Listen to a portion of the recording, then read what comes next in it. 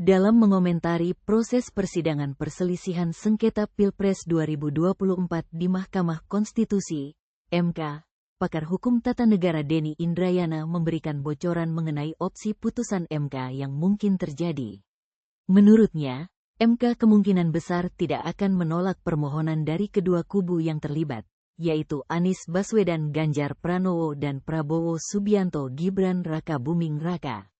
Denny mengungkapkan bahwa opsi putusan MK bisa meliputi 4 kemungkinan. 1.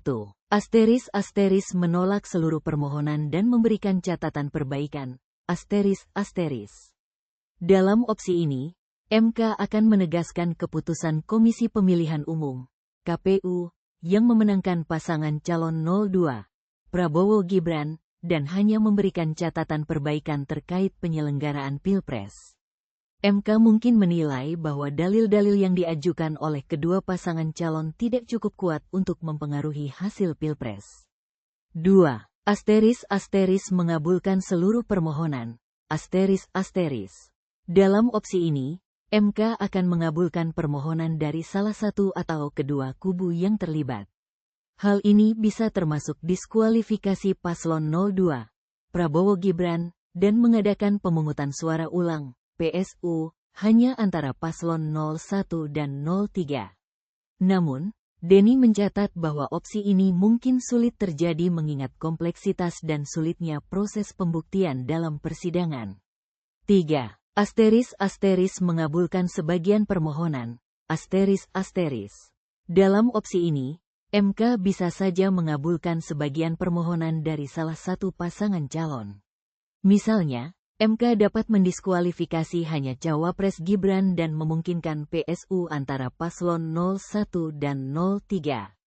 Meskipun memungkinkan, Denny menegaskan bahwa opsi ini juga tidak mudah terjadi dan membutuhkan keberanian dan pengakuan dari pihak MK. 4. Asteris mengabulkan sebagian permohonan dengan cara tidak terduga. Asteris.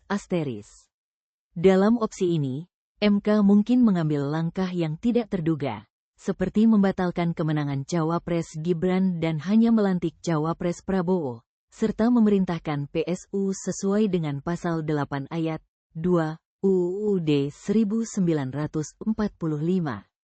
Meskipun menjadi opsi yang tidak umum, Denny mencatat bahwa MK memiliki kewenangan untuk membuat keputusan di luar permintaan para pihak.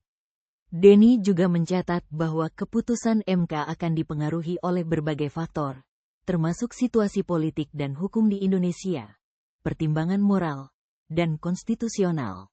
Meskipun memberikan prediksi, Denny menegaskan bahwa tidak akan ada kejutan besar dalam putusan MK. Dan opsi pertama kemungkinan besar akan menjadi kenyataan. MK dijadwalkan akan mengumumkan putusannya pada Senin, tanggal 22 April tahun 2024.